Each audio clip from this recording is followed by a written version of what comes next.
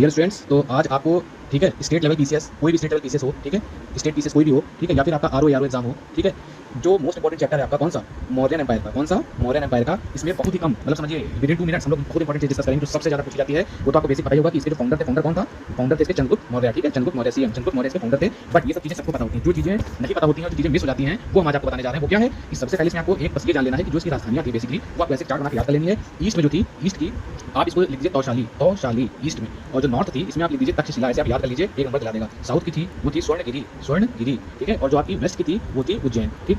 ये आपको चार कैपिटल, ये चार प्रोविंसेस में डिवाइड कर दिया जाता था और इसी के आधार पर इसका एडमिनिस्ट्रेशन किया जाता था, ठीक है, इसके आधार पर इसका एडमिनिस्ट्रेशन किया जाता था। अब इसके साथ जो पूछा जाता है, देखिए अशोक के आते आते, ठीक है, द ग्रेट अशोक के आते आते ये 4 से 10 होकर कितनी हो जाती है, हो जाती है 5, और वो जो बन जाती है उसमें कैपिटल पूछता बहुत ज्यादा इंपॉर्टेंट है, जिसमें आपको पहला नाम आ जाता है प्राची, ठीक है, तो प्राची आप याद कर लीजिए, ठीक है। दूसरा आ जाता है आपका क्या, उत्तर पथ, उत्तर पथ, ठीक। तीसरा आपका जाता है उत्तर है तो दक्षिण भी लिख देते हैं, दक्षिण पथ, ठीक है, दक्षिण पथ हो गया। चौथा आपका जिसमें आ जाता है, हाँ प्राची हो गया, उत्तर पथ हो गया, दक्षिण पथ हो गया, ठीक है, अवंती, ठीक है, हाँ उज्जैन लिख लीजिए, ठीक है, और सॉरी उज्जैन तो वो थी, आप लिखेंगे अवंती, ठीक है, अवंती हो गया, ठीक है।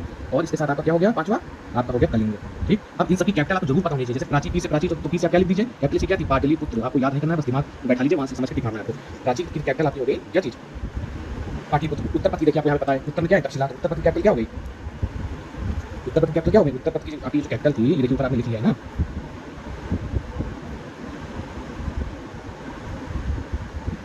हाँ ऊपर आपने लिख लिया, उत्तर में देखिए नॉर्थ में क्या लिखा था, तक्षशिला है ना, तक्षशिला आपने लिख दिया। और देखिए साउथ में आपने क्या लिखा था, यहाँ पे चार्ट बना के स्वर्णगिरी, तो साउथ दक्षिण पथ की कैपिटल आपने लिख दिया, आपने लिख दिया स्वर्णगिरी,